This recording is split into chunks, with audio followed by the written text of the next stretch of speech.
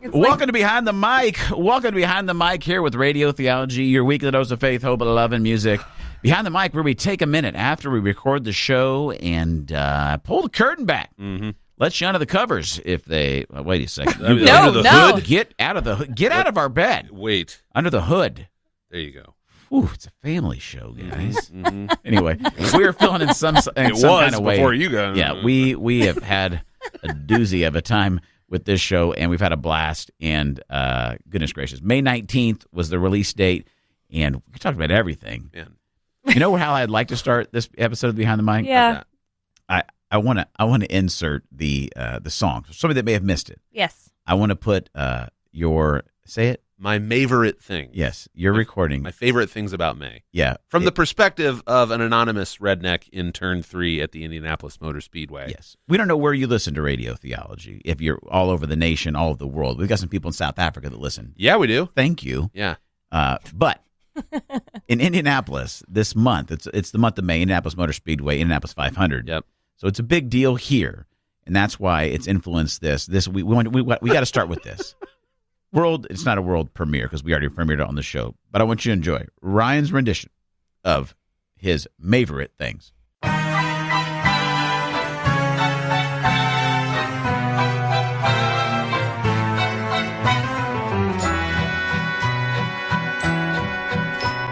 Memorial Day weekend down at the Speedway, passing the puddles where drunk people peed. Hey, dipping and grilling outside in the spring.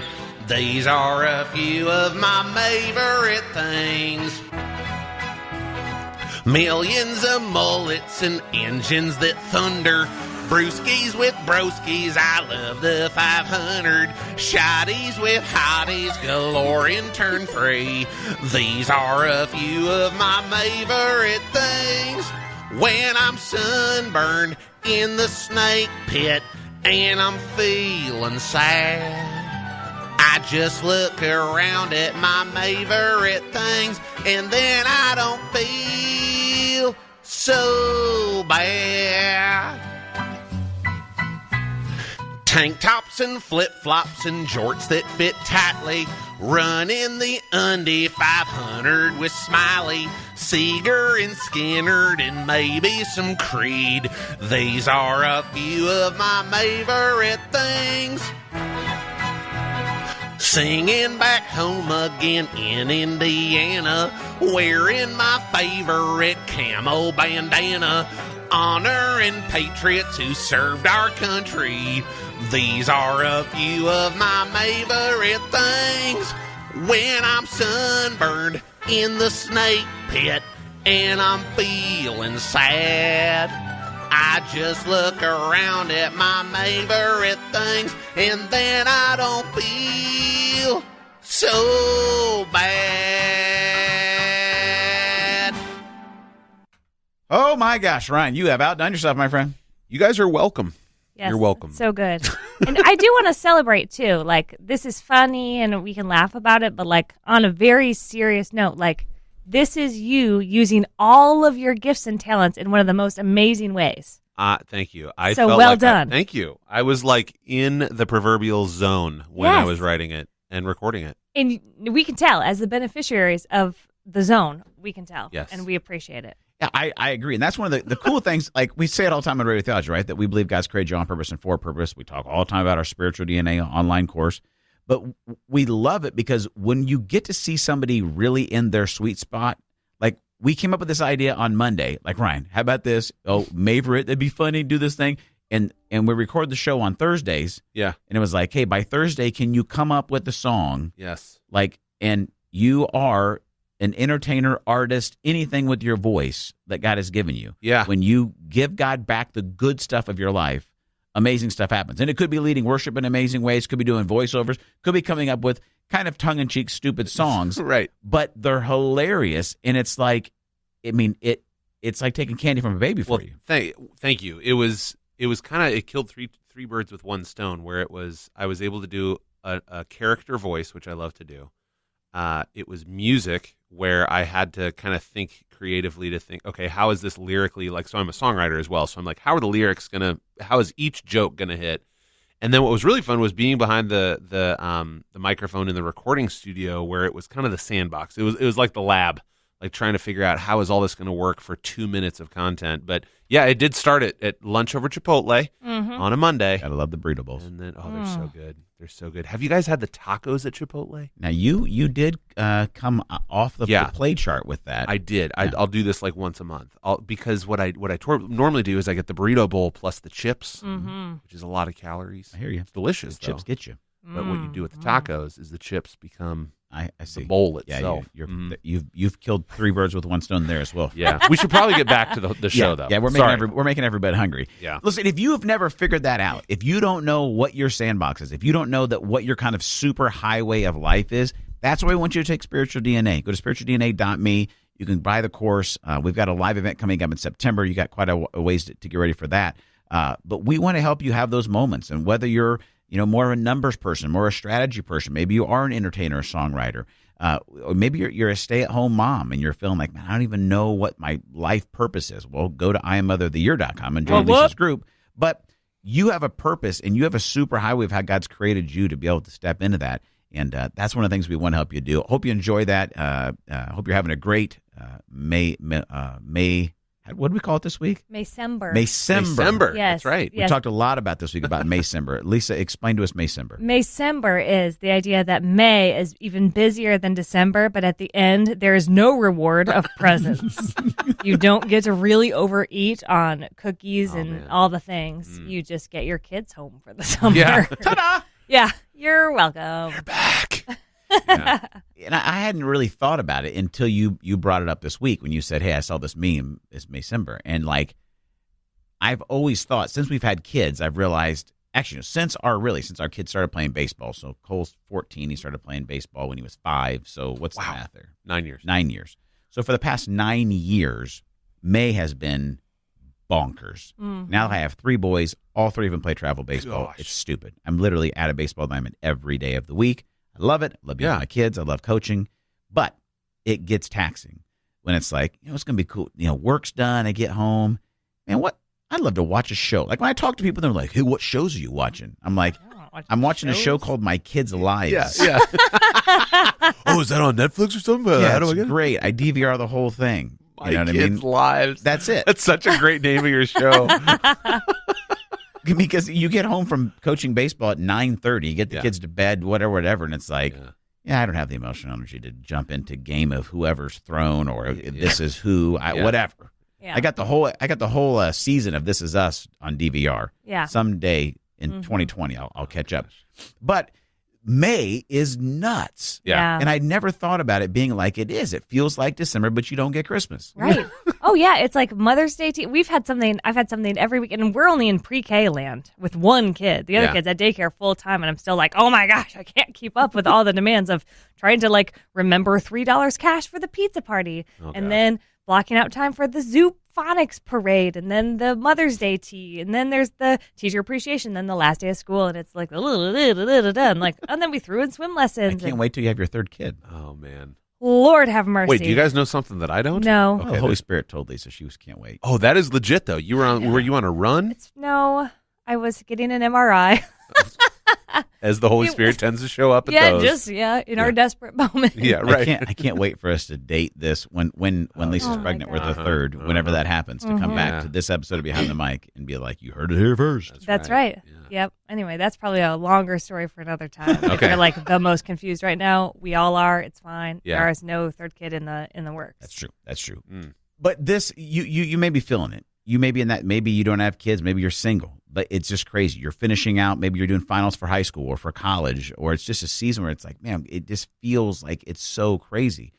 And I think it's in these moments where if we can't stop and find a little rhythm, we didn't talk about this on the show, but I want to bring it as a little extra bonus here on Behind the Mic, is God has created our lives to have a rhythm. And that rhythm is that we start from rest and we move out into work or to be fruitful, to do and accomplish things, but we're designed to come back to rest. Most people don't realize that the first day of the week is Sunday. Like, I know you go to work on Monday, but that's not the first day of the week. The week starts on Sunday. And so the idea is that our week should start from rest and return to rest, that there is a rhythm to your day, there's a rhythm to your week, there's a rhythm to your life. And especially when times like May-cember get going and things feel like they're a million miles an hour, if you've not established some type of rhythm of rest, and I don't mean necessarily taking naps. Right. Another word there for rest could be to abide, to take care of your spirit, and that there are times where you are abiding or resting in God's presence, to center yourself, to calm yourself, to get a godly perspective on everything happening around you. If you don't have a rhythm to your life, things will go haywire. I like the concept of working from rest versus resting from work. Yeah. That's something we talk a little bit about in Spiritual DNA in the live workshop, and just planning that in. And I think, Lisa, you said something during the show about even the 15 seconds from putting your kid in the car to walking around the car and getting into your own seat.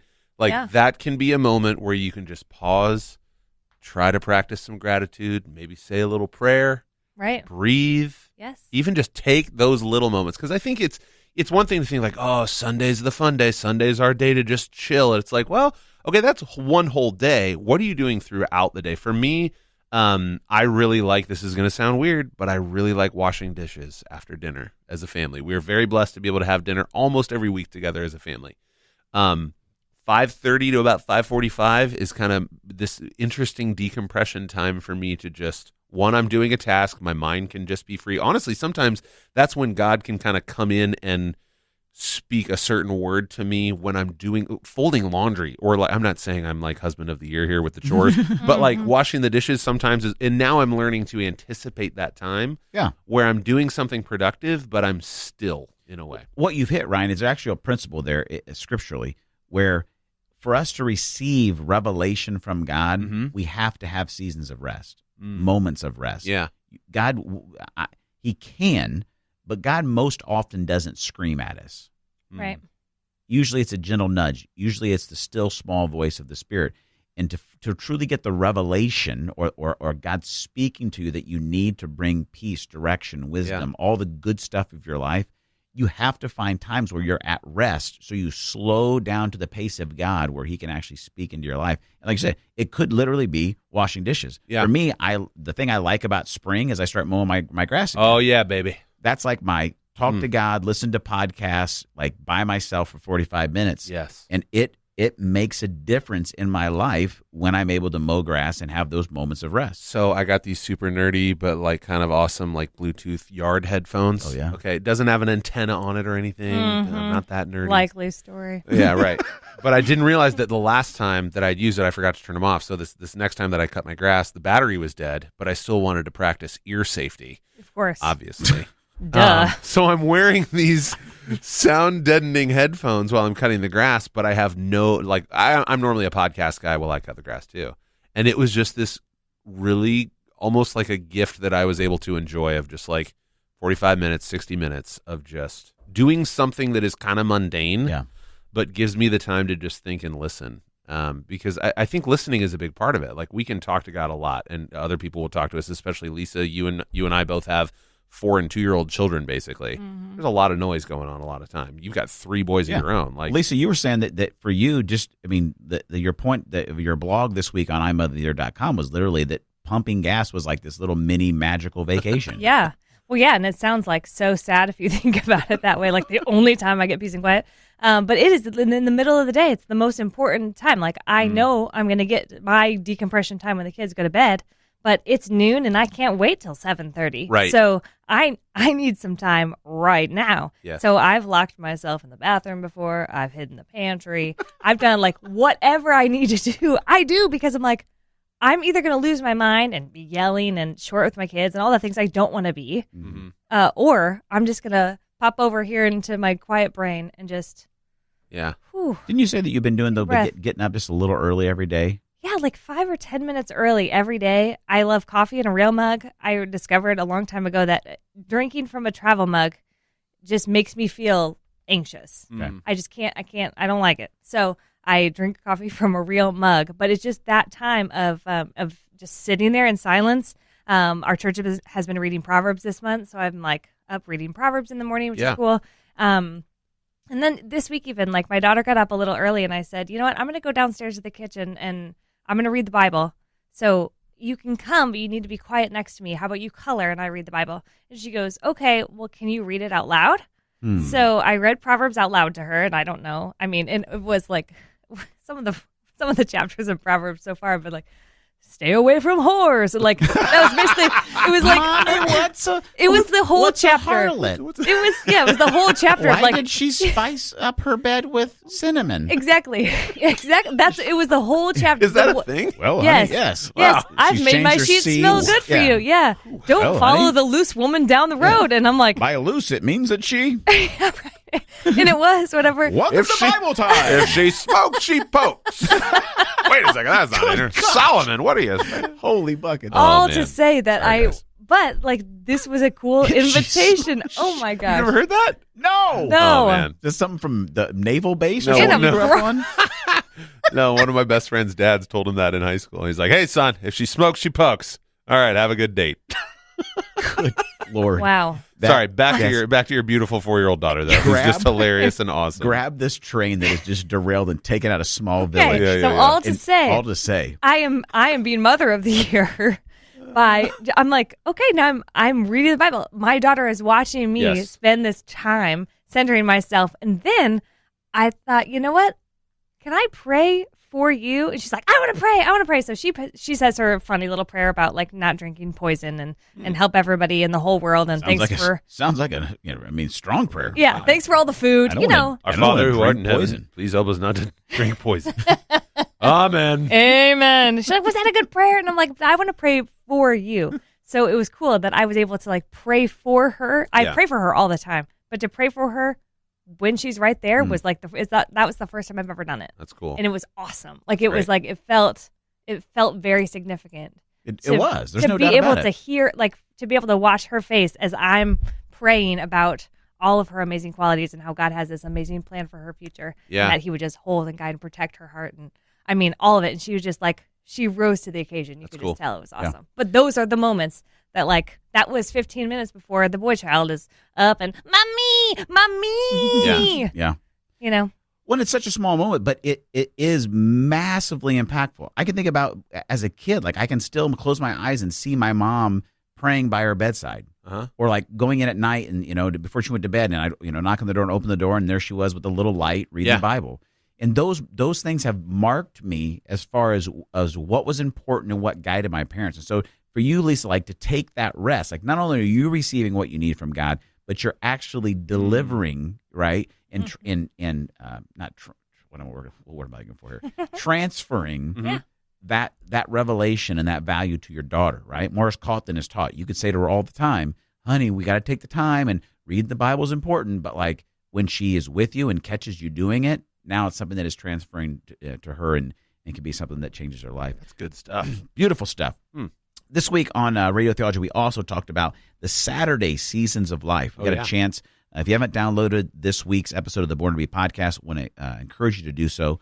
It was Scott Swan, one of the anchors here of WTHR. It's the NBC affiliate here in town. Been here for years as one of the lead anchors.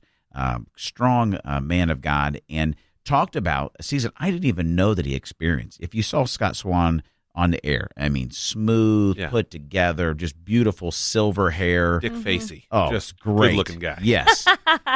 You would never know that he had a season of his life where he had to walk away from his dream job. He was in Hawaii, Wow. as a sportscaster. He had pursued this dream, and all of a sudden he starts experiencing panic attacks that are absolutely debilitating.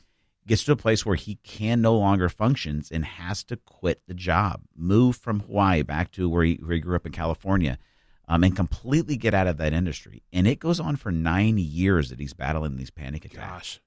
And he said in the interview, I really want you to listen to it. You will be super inspired by it, I promise, that what we called in the interview a Saturday season, and the comparison we made on the show and on the podcast was, an Easter weekend, you got Good Friday and you got awesome, Resurrection Sunday of Easter. But Saturday was a really dark time for the people that were a part of Jesus' life. And we get into those seasons all the time where we experience pain, we experience loss, we experience something that is unimaginable, something we didn't want in our life. and we have faith. We hope God's going to do something with it. Yeah. But it hasn't happened yet. And so we're stuck in these Saturday seasons. And Scott talked about that and how God brought him through that and delivered him through it. I want you to go check it out. Just go search for the Born to Be podcast wherever you get your podcast. It'll be there. But I think those are real times that all of us have certain seasons. I would agree with that, man. Just not really knowing what's on the next side of anything really good or bad. Like, I don't know why God has been speaking to me this way lately, but again, it's kind of in the mundane. I was at a stoplight 2 days ago, and I look over, and there's like 4 birds just pecking through the grass, like looking for worms or sticks to build a nest or something. I don't know. And I'm like, with these birds for like 5 seconds, and I'm looking at them, and I'm like, they don't even know that there is another completely different forest half a mile from here. They're just like in this little patch of grass. Work with me. I'm painting the metaphor here. Okay. But it's like, in my life, I think that I'm just kind of like, God, what's on the next side of what am I doing by the end of the day? And those birds have no freaking clue that they're on planet Earth. They're just like, I got to get dirt and stuff and sticks for my nest. But work with me here. But in my life, I'm like, there could be something that God has way down the line that he's preparing that is full of the stuff that I need now that I'm not even aware of. Mm-hmm. And I know in my life, too, that there have been seasons where it's not so much doubt in God's existence or doubt in God's goodness, but it's more just like, God, what are you about to do? What are you doing? What are you preparing? Help me. Like one of the prayers that I often pray is like, help me have the eyes that you do. Help me see a bigger picture than I can right now. Yeah. And he's faithful in that. And what's cool is like when you start praying very specific prayers, God, he may not answer you exactly when or how you want him to answer, but he will be faithful. It's just, do we have the eyes and the ears to see it? Jesus, when he was preaching all the time, was just like, you who have ears, listen, and he's not saying, hey guys, shut up in the back, I'm talking here. What he's saying is like, I'm talking in kind of mystery every once in a while. Mm-hmm. And you have to be in those seasons of sometimes hardship, sometimes doubt, sometimes confusion. God is not the author of confusion, but he will use those things that are around you to speak exactly what he wants you to hear in those moments. I love what you're saying, but part of me is like, yeah, that sounds too good to be true when you've been in a Saturday season. And so I just was brought back to probably the darkest time in my whole life. When it was my first bout with, thank you, tissues. The next pass. It was my first bout with depression. And I, like, all of a sudden it came to me and I couldn't leave my room in college. So for an entire semester, I sat and cried in my room. I went to class, I came home, and that was all I did. And I just sat and cried and cried and cried with no hope. There was not, I'm just like, this is my life now. And it just was so, it became so normal so quickly that, I believed in God and I had a great relationship with Jesus. And, but I never thought to really pray for any healing or redemption or, save me from this. I'm sure I cried out in those moments, but, it was so dark and I saw no future besides I am now the girl who sits, my worth and value, everything I'm doing now in my life, I exist in this dorm room and I will cry forever. And that's the only thing that I could see. You were in that Saturday season. For a long time, for months. When did Sunday show up and how did that feel and look? Sunday showed up, and so this is my encouragement. If you're like, yeah, I love the sound of what Ryan's saying, but I'm really where Lisa was, it was me relying on other people who really loved me and were watching me go through this, and they completely helpless. If you're in that space, no one is equipped to help you. You know what I'm saying? Everybody's trying to try their best. Yeah. But trusting the people who said, how about you talk to a counselor? Let's get you in there first. You need to fight this battle. You need to, lots of other emotional and crazy things were going on in our family at the time. But my parents gave me the freedom, no, you don't have to worry about any of this. This is your fight right now. So let's figure this out so you can get your life back. That's and awesome. We need you back, And so they just said, you know what, here's some counseling. Try that. The counselor was like, have you thought about medication? And I was like, no. And so I got on medication, started seeing regular counseling, and slowly but surely, I got my life back. And then one morning I just woke up and it was like, oh my gosh, you guys, I'm here. I'm awesome. Back. Yeah. And everyone noticed. Everyone noticed. But it was when I was so far in it, you cannot see a single thing. Yeah. And so my encouragement is, like, even though you cannot see it, you might have to take some tiny steps, but those tiny steps will get you to your Sunday. Amen. Yeah, I love that, Lisa. Thank you for sharing that. And it's like the thing about Scott's story. He, was calling out and praying to God to heal him for 9 years. And the crazy part is that you listen to the podcast, and I want to, spoiler alert here, is it's not like there was a moment where it was like, and then this happened and the heavens parted and I was healed. It's like slowly but surely he would go a couple days and he would be like at a restaurant and realize, I'm not having a panic attack. And then he, like little by little, he was like, I think I'm healed. I think I'm better. And to the point where he was like, honey, I think I can apply for a job again. Like, I think I can do this. And then realized after the first newscast, like, God healed me. But it wasn't this huge, big thing. It was little step by little step. And I think to go back to the metaphor is God is at work. On Saturday, Jesus was doing stuff when he was not alive on earth. Like the scriptures talk about that he went and preached to the souls departed, like prior to Noah, which is like a crazy scripture. But like he was doing some cosmic, huge God stuff. He was like whooping the devil's tail, right? Like completing the process of his redemption. And they didn't know what God was doing, but he was at work. And I think the thing is interesting is that all the people in the Saturday season did was live that day. They got up and they did Saturday. And the thing they needed to change their life was for God to do what only God could do, which was come back from the dead. Right? But they just had to keep living in that moment. So if you're there, listen, God is real. He is for you, not against you. He will meet you most fully where you really are, and he has the power to redeem and to heal and to resurrect anything dead or broken in your life, and that is his will. God's will is always redemption. God's will is always reconciliation. God's power is always able to resurrect. Your job is to keep living today. Keep moving. Don't get stuck in this season because it might not be tomorrow. It might not be next week. And like you're right, Lisa, you may not be able to see the light at the end of that tunnel, but do not stop moving, progressing. God is for you in this season. And listen, if you're there right now, and maybe you're in tears right now, no shame in that. There's pain in your life and you're in a Saturday season. Here's what I want you to know. God sent us from your future into your present moment right now to give you hope that you can make it through this season. So if you're wondering, where is God at in this Saturday season? He's in our voices talking to you through this podcast into your ears saying, do not give up. This Saturday season is temporary, and your redemption, your reconciliation, your resurrection is coming, and don't quit moving through today. I love that. Wow. I think that's it. Yeah. No, we got to end. We got to Wrap it up. But please reach out. Seriously, reach out to us Yes. if you're in the Saturday season, because we love nothing more than to be there for you. Yeah. It's an interesting theme in all the stories we shared is like nothing is done in isolation. Like God is going to work through probably more often than not. Instead of parting the heavens and a giant beam of light shines on your face, it's like usually it's going to be maybe the sound of a friend, maybe even a stranger or a song. It's a knock on the door. Yeah. Yeah. Here's the deal. If you want to reach out, we'd love to hear from you. You can do so by just emailing myself, Ryan or Lisa, at Daron, Ryan, or Lisa at blackbirdmission.com. You can also message us on radiotheology.com, and we would really, really love to hear from you.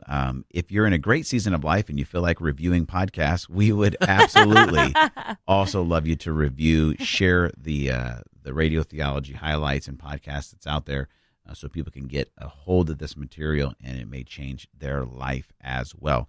Listen, thanks for listening to another episode of Behind the Mic. We love you.